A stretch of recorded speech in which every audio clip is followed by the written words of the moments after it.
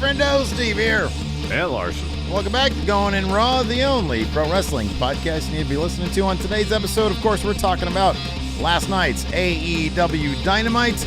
As pretty much expected, Kota Ibushi was named as the 5th member of the Elite's team at the upcoming Blood and Guts. Also, Pac made his big return to join the Blackpool Combat Club.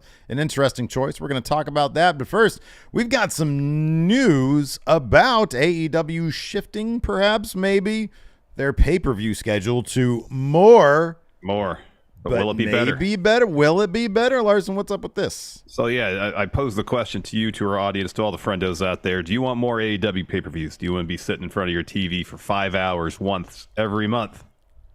Ponder that while we get to this bit of news. If you do, though, Fightful Select, you might just get them, though, because Fightful Select reporting that AEW and Warner Brothers Discovery are deep into negotiations on a new TV deal, and sources from Warner Brothers Discovery say that looking for additional pay-per-views from AEW with wrestling. Gosh, I can't talk. Warner Brothers Discovery source telling Fightful that, quote, they mentioned the very likely possibility of significantly expanding the AEW pay-per-view schedule even to one a month. Told that this is something that Warner Brothers Discovery has wanted. Now, I guess the primary hope here is if they're monthly pay-per-views, they won't all be 4 to 5 hours long. That's folly, because that's totally going to be the case. It will. There's no evidence to suggest that Tony Khan would back off on the amount of wrestling each pay-per-view would have. I mean, and I'll be honest with you, like the WWE philosophy at this point is a relatively new one. I mean, basically the 3-hour pay-per-view, 3.5 hour payper-view was a product of pandemic, of the lockdowns. But prior to that, if you remember, WrestleMania was 16 hours long. I know, because we were at the 16-hour long one. Yeah, it was horrifying. Steve did not have fun. This seems to be Tony Khan's philosophy, that more wrestling is better. Less, yes. And you know, it's a philosophy I disagree with. I think the WWE premium live events are great. I mean, generally speaking, the AEW pay-per-views are pretty darn good, because you only have to, sit through them once every, couple months or so, as opposed to once a month. But here's the thing, like, I think that AEW fan base by and large just likes that. There's like, wrestling, sure, sign me up. Just match. More wrestling, yes. More is better. Yeah. Right. So if that's the thing that sort of worked for them to this point, I don't really see them changing. And I would love for that to be the case. And I think it would force them to focus more on like the sort of storytelling that we like to see. But I kind of just don't think that that's the philosophy that's going on there at AEW. Yeah, I don't know, again, if the emphasis is going to be on story over matches. Although I felt like last night's Dynamite, most every segment had either directly or indirectly furthered a story. Mm-hmm, yeah. It has been changing lately. I've noticed. Yeah, that. And of course, they brought in Jimmy Jacobs. AEW did. Will Washington, Bryan Danielson's apparently more involved in creative. So it seems like Tony Khan is adding members to the creative team to hopefully enhance the storytelling on the TV shows that he has. We haven't necessarily seen that in full on Collision quite yet, which is very in-ring focused. Yeah. But that could just be the differences they want to have for the two shows. I don't know. That could be a philosophical thing where Dynamite would be, for AEW at least, the more story-focused program. And then Collision, more in-ring action. But anyways, I guess another conversation would have to be if they're doing monthly pay-per-views.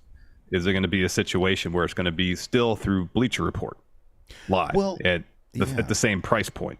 That's sort of I don't know. Is Bleacher Report owned by WBD or no? Is it separate? Oh, it is. Okay. Yeah. I mean, well, then it seems like that would be the situation there. I mean, there's still no word. I'd be kind of surprised if All In was an actual pay-per-view.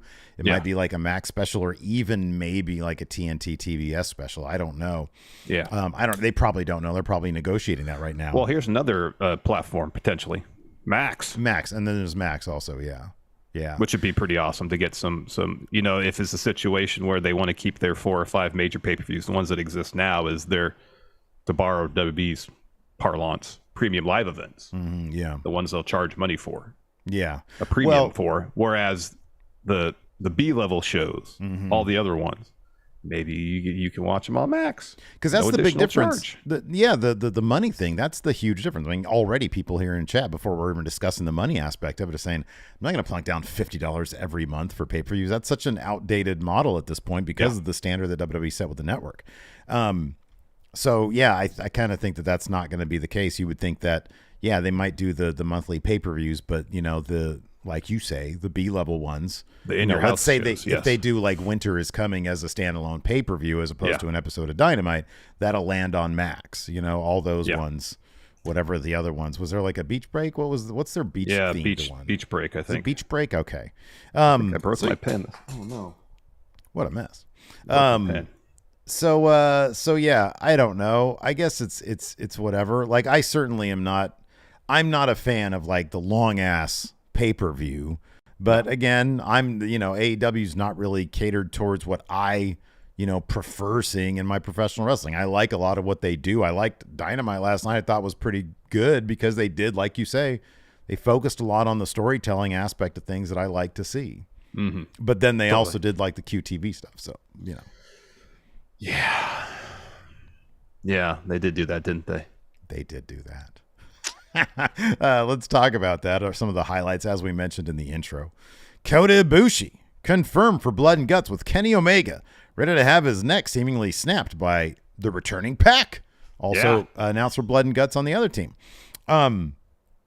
With that about to happen, Moxley asking him in true executioner form, any last words, sir? And Kenny used that time to say, I put together this neat little video package about my friend.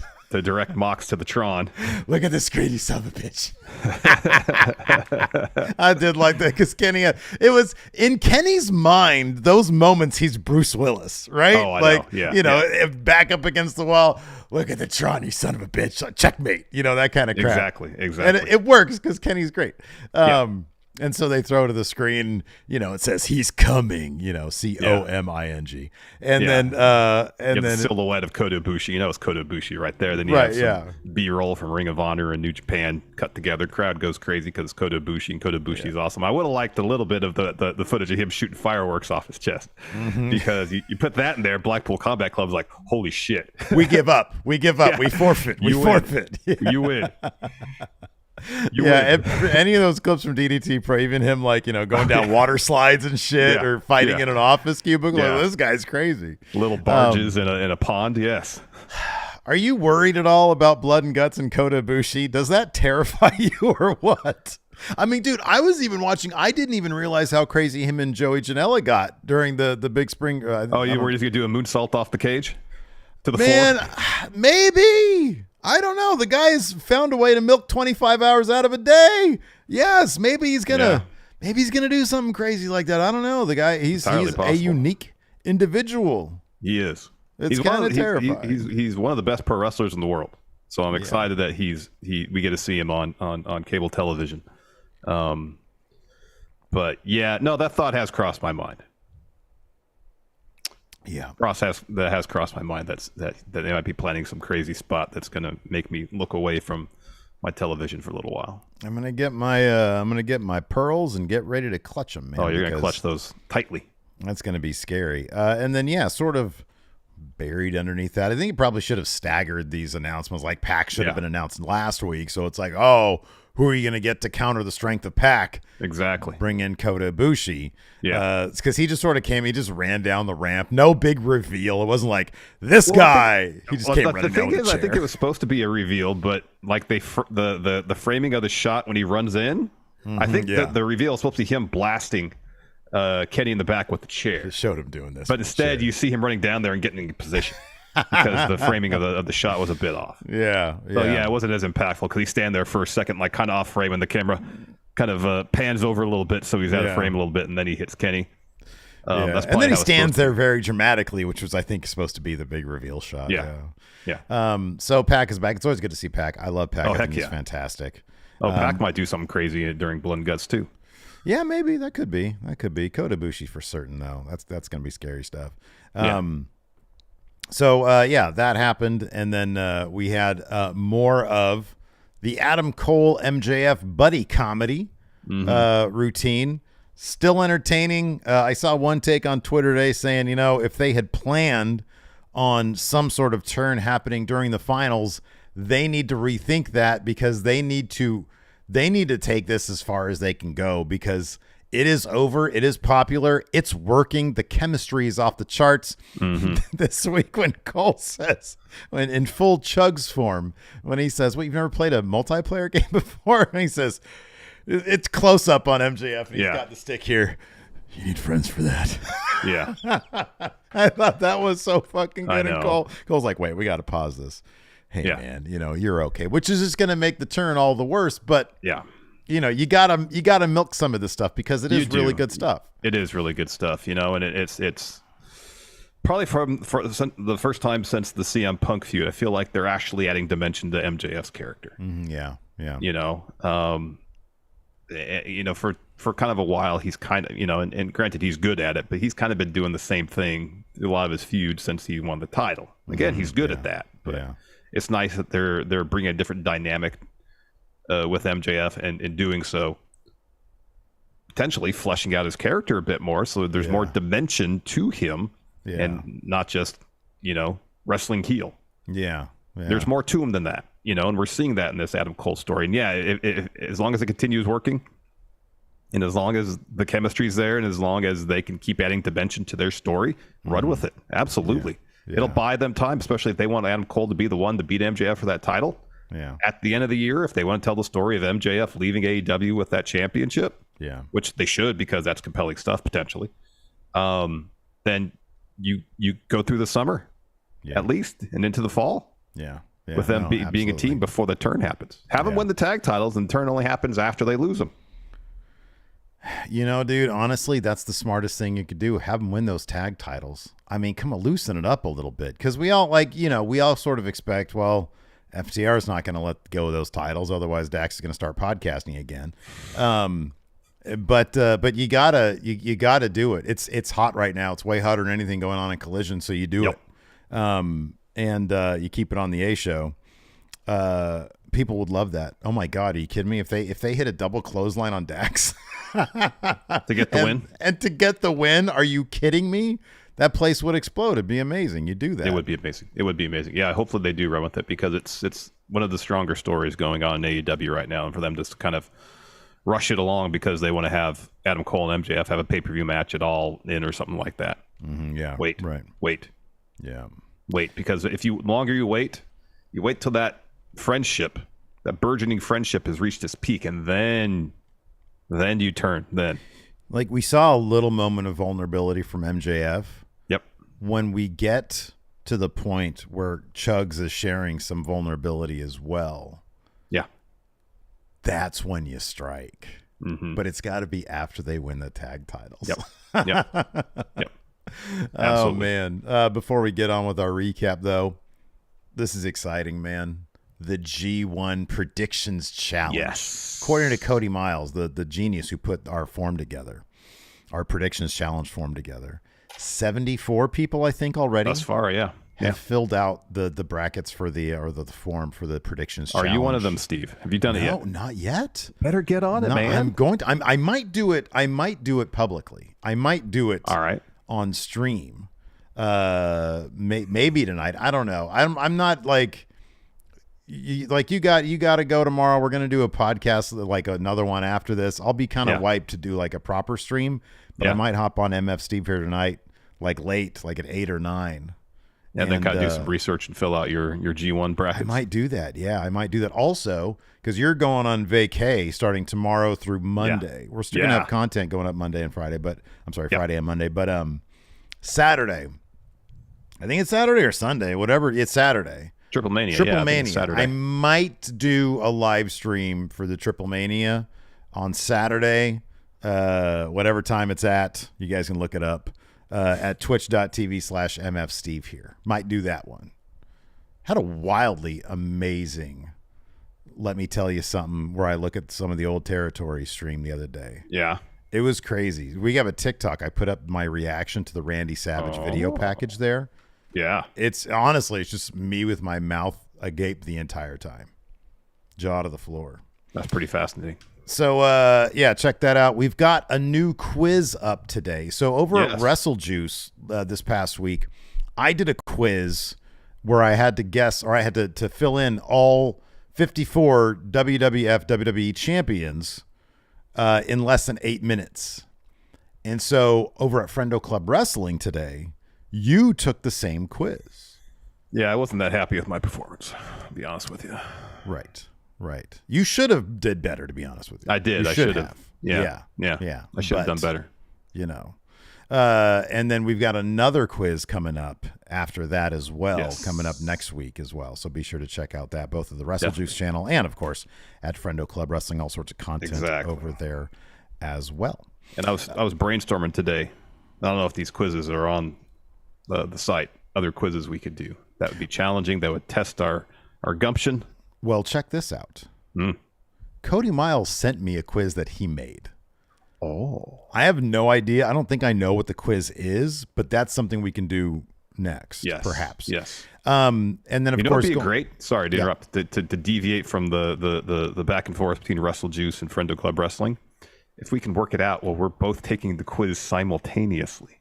Ooh. Oh, I don't like that. You know why? Because I think something gets added to the other person talking in the background. Oh. You know? Because that's how we did it with this last test here. You were in my fucking ear. Yeah. That was pretty good. Well, I mean, we could talk crap back and forth. You're like, how many you got? No, we can look into it. Getting back to the predictions challenge, $5 a month on Patreon at patreon.com/Stephen Larson, or you click join on the YouTube. That also gets you, it's $5 a month, and that gets you access. Speaking of channel members, Metal Pulse here became a channel member. High Plains Drifter for 16 months now is re-up. Says, you guys going to be watching wrestling till your eyes bleed. I don't envy you. Oh, because of the AEW pay-per-views. Yeah, we'll have to talk about that. MPR says, I hope Cole and MJF never break up, which I can get on board with that. Caleb here, or Caleb, has sort of an off-topic question. Says, how will you guys support the writers and the actors strike? Well, as I said in the pre-show, F the studios. Right. How will that manifest itself, besides strong words? Well, I guess I'll have to look into that, huh? Look, I'm going to tell you. Well, here's the thing. Logically, if this writer strike continues, guess what? There won't be any more good content. Yeah. If there comes to the point where there's not good content anymore, guess what I'm going to do? I'm going to cut those streaming services out. I'm heading back to cable TV.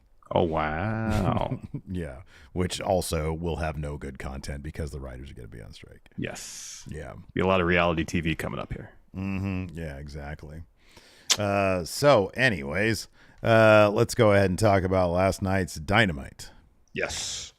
Show kicked off with Chris Jericho taking on Commander.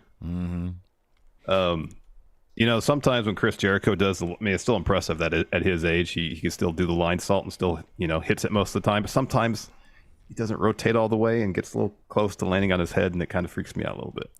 Yeah, I know. A lot. Yeah.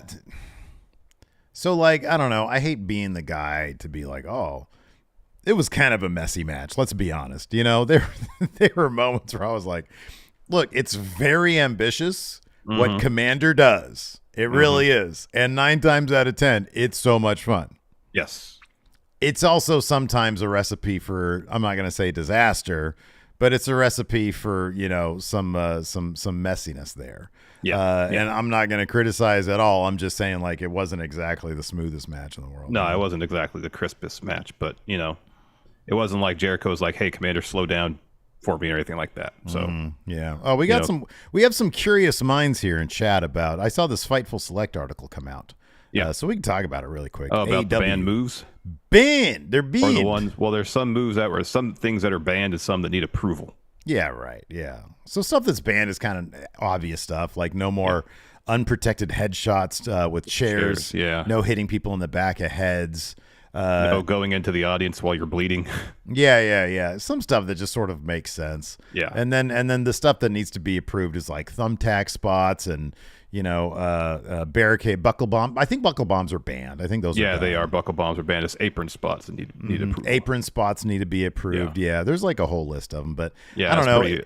It's sort of on par with like WWE type stuff. I just get the feeling that like because there's stuff that needs to get permission, all the regular people who do those moves in the first place, they'll probably just be able to get permission to do them. You know what I mean? So yeah, totally. Yeah, it is kind of interesting that maybe as part of the TV negotiations, they're trying to tighten up, any possible injuries or stuff like that. I don't know what the situation is. That could be. Yeah, Fightful Select has a pretty extensive report on what has been banned, what needs approval. So recommend checking that out. There's some interesting stuff on there. Yeah. Not surprising, Chris Jericho gets the win here over Commander. He's Jericho's looking for a Judas effect. Commander's blocking that, or ducks it. Sorry, looks for a Dragon Rana, but then Jericho catches him and locks on the Lion Tamer. It's always nice to see a Lion Tamer as opposed to the walls of Jericho. Commander taps. So as soon as the match is over, Don Callis, still with his theme that feels like it's trying to emanate a brown note. That low drone. And I like that his entrance starts on a close up of his face on his Tron. Yeah. So he walks the ring, says, hell of a match, kid, hell of a match. That's why you're the GOAT. Did you see the rating for our segment last week? The whole wrestling world is buzzing. Just the possibility of Chris Jericho joining Don Callis' family. That got me to thinking. 34 years of friendship. You and I have gone down the roads 28 years ago. You and I were part of a faction led by our mentor, the late, great Bad News Allen. Chris, I'm a little nostalgic, but I put together a little surprise for you. Roll the tape. So he throws to some footage that Jericho says from 1995 of Don Callis, Chris Jericho, and Bad News Allen in the ring. Yeah, it's pretty cool. During a promo segment. So we come back. Callis says, we're like a couple of gods, Chris. Look at us. And Jericho responds, I do remember this back in 1995. It's funny because I still have all my hair, and you, well, he sort of pets him on his bald head. Yeah. He says, I will actually remember when Bad News was talking to me here. He told me to make sure that you and I always stick together. And Callis responds, that's right. He said the same thing to me. He even made me promise. Chris, I know we both went our separate ways. We've had a lot of success, but we didn't keep our promise to Bad News, and maybe I'm a little emotional, but I feel like he's up there right now in heaven with a smile on his face, just the possibility of your joining the Don Callis family. But I'm not here to put a lot of pressure on you. You let me know when you're ready. But Chris, I think in your heart, buddy, you know what Bad News would want your answer to be. I assume it means yes. I think Chris Jericho starts staring up at the ceiling. Yeah. With a smile on his face. After that, we had a quick Jungle Boy interview. I feel like Jack Perry is sort of slowly getting to the area that I kind of want him to be in. Yes. Which is just completely obnoxious. So Marvez is waiting outside. He's lingering outside Jungle Boy's car. Knocks on his window. He's like, hey, we've been waiting here for a while. We're going to see if we can get a word. So Jack rolls it down and says, this is an unsafe work environment. People are getting assaulted out here. I'm here to do my job, which happens inside a wrestling ring, not in a parking lot like a dirty little scumbag. And there's a commotion of a bit on the opposite side of the car. Jungle Boy looks back. He's like, he tries to open his door from the inside. He says, child locks. Yeah. And so he reaches over. He opens it from the outside, falls out. Hook. He gets out of the car before Hook is able to really get him, and he runs off. And the car drives off, and Hook just looks into the camera and says, "Keep running, Perry." Yeah, the child locks was a good. That was a good bit. That was funny. What do you think of Marvez's new nickname via Excalibur, Al Scoops? I did notice that. I was like, do they have a new backstage interviewer? They said Al Scoops. Yeah, man. I think going in Raw. Of course, we've got Stephen Wilds, who's our Scoops. Yes. Even though he's not really in charge of giving us Scoops anymore. He's got a thriving writing career though. He does, and he's pretty great. Yes. But then we ripped Scoops off from the website Scoops.net back in the day, which was our dirt sheet of choice. Yep, it was back in the late 90s. Yeah. Yep. Yeah, I mean, it was basically the equivalent of like whatever the worst dirt sheet is now that just makes up shit. It was like 90% conjecture and 10% actual news. Yeah, right, exactly. We got 10 gifted memberships here on YouTube from Leisha Harding. Thank you so much, Leisha. Goodness. Leisha Harding wins again. So then we're backstage, and Don Callis is on his phone, and Renee, says, "Hey, you got a huge announcement later." And he responds, "Chris Jericho is a fabulous athlete, but if you want to talk announcements later tonight, I'm going out to the ring by myself and make the big announcement everyone's been waiting for, the 5th member of the Blackpool Combat Club to face the Elite at Blood and Guts." And Renee's like, "Aren't you concerned about Kenny getting involved?" He says, Renee, I'm not a tough guy. I've never claimed to be, but if there's one person in this entire business I'm not afraid of, it's that gutless coward Kenny Omega, because he showed his real colors when he betrayed my family. So yeah, I'll be out there alone. I don't expect any problems. He'll be hiding behind the skirts of the Young Bucks. Mm-hmm. Yep. After that, we had Adam Cole and MJF going out drinking. MJ, and they're doing shots, so Cole's getting liquored up. And I kind of appreciate it because, like you said before, it's like Cole is slowly sort of remembering what it's like to be a heel, and the idea that he's not just playing the fuddy-duddy, like, the guy who's like completely like, oh, I'm anti-fun. Yeah. He's throwing down some shots with MJF here. And MJF says, Cole, I feel like you're not being a team player because, you're not wearing our shirt. And Cole says, oh, man, I'm sorry, but I lost it. And then like a group of local indie female talent walk by, but they're all dressed up. So they're supposed to be just, club goers. Mm-hmm. And they walk by, and MJF's like, hey, man, look what I see. 2 for me, 2 for you. And Cole says, he's like, no, man, I really actually care about Britt. And as Mr. Dope here in chat earlier said, Cole didn't say I love her. He didn't say I love her. He just said I care about her. And MJF's like, all right, 4 more for daddy. So he goes over to the women. He's like, you want to join me to the bathroom? So they do. He comes back and he's zipping up his pants like a scumbag. And Cole says, you know what, man, I feel bad. And MJF says something, dirty. And he says, man, you can't say that. And he says, I feel bad, though. I didn't lose the shirt. I'll put it on if you do what I want to do now. And he's like, what are you talking about? So it cuts to them playing Fight Forever. He whispers to him what it is. And he's like, oh, what the? So it cuts to them playing Fight Forever in Cole's hotel room. And MJF is like, hey, man, this is actually kind of fun. It's more fun playing games when you play with a buddy. And he's like, what? You've never played multiplayer before? And he's like, you got to have friends for that. So no. And so Cole says, man, let's pause. When we were forced to be a team, I had every intention of blindsiding you. And MJF is cracking up. He's like, I was going to do the same thing to you. And Cole says, man, you're a pretty cool guy. And MJF says, you know what? You're cool too. Let's win those tag titles. You know why? Because we're better than you, baby. That's what Cole says, baby. And then and they're fighting as a tag team, FTR in the game, and they end up winning the tag titles in the game. And they like high five and stuff. They're celebrating. I forgot this part too. Thank you, Joseph Molina, for making remember this. When MJ leaves with the women, it cuts back to Cole, like what's supposed to be minutes later, and Cole's sauced, and he looks at the camera, he goes, "Cameraman!" Yeah. They say, "What's up?" or something like that. Something like that. Oh, that was funny. It was great. Then we had a blind eliminator tag team match next. Darby Allin, Orange Cassidy taking on Sammy Guevara, Daniel Garcia. Oh yeah, loving the dancing stuff. Had to do that. This match had some pretty good back and forth down towards the finish. Garcia's locking on the Dragon Tamer ringside on Cassidy on the floor, and then Prince Nana comes to ringside and hands Garcia Darby's skateboard and says, "Hit Orange with it." So Garcia takes it. He's doing the backswing. Darby grabs it from inside the ring, so they're kind of playing tug-of-war with it a little bit. Garcia pulls it out of his hands, and so the ref follows Garcia to get the skateboard out of the match. Mm-hmm. While the ref's distracted with that, Swerve runs on the apron and hits Darby with a house call. Mm-hmm. So then Sammy follows with a GTH on Darby to get the win, and then afterwards, like, Sammy feels guilty about winning that way. Yeah, right. And so he's like apologizing to Darby and offers his hand, and they shake hands. Yeah. So Sammy, and also like during the entrances, he was down there like shaking hands and stuff. So he's good guy now. Kind of.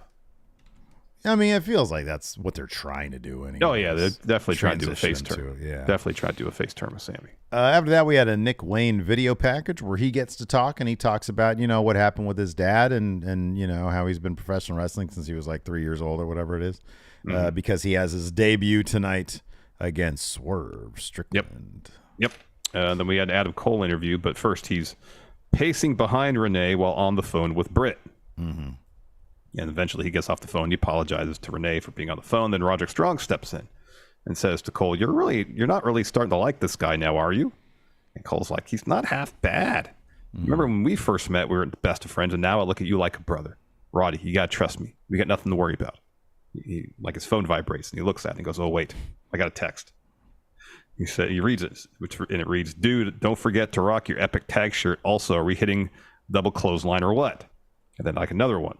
Actually, never mind. Just saw Brian Cage walk by me in the hall. I think I have the flu. Sorry. And then Cole goes, Roddy, I got to go. I got to make a phone call. So he walks off frame. You hear him talking on the phone. He goes, Max, you're not sick. It was pretty funny stuff. The funnier bit, though, is Roderick Strong, because everybody looks like a geek when they're wearing one of those big neck braces, and he just looks so forlorn. He's like, I've lost my friend. I know. And what did Renee say at the end? Something like, this is a disaster. And he just says, something like that, yeah. Mm-hmm. Like MJF is doing Roddy's pose during their entrance. Yeah, I know. It's good. It's good stuff. It is good stuff. Speaking of which, we had that match. Big Bill and Brian Cage versus MJF and Adam Cole. We got so close to the double clothesline spot, but no, both Big Bill and Brian Cage landed their own double clotheslines on MJF and Adam Cole simultaneously. So, but in the end, let's see here. Cage drops him with the double clothesline, hits a Samoa drop, fall away slam on both. That's right. They did the 2-man thing.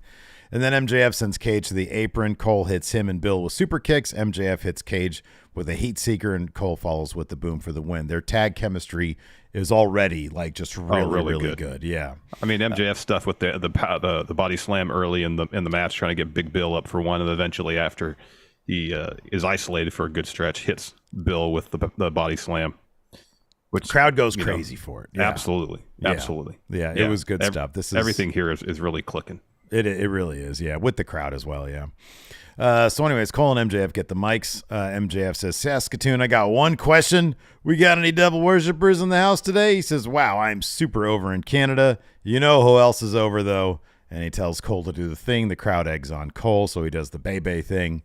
MJF says, here's another thing that's real cool, our brand new spanking shirt, available at shopaew.com. He says, Cole, we're so close to hitting that double clothesline. It's coming.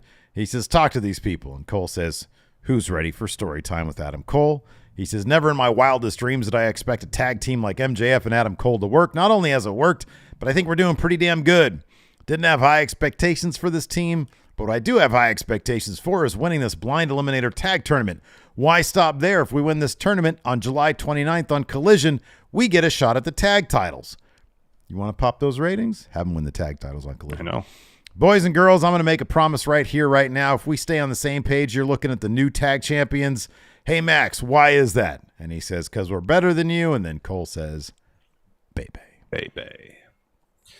After that, we had Jake Hager backstage outside Chris Jericho's locker room. Renee's there as well.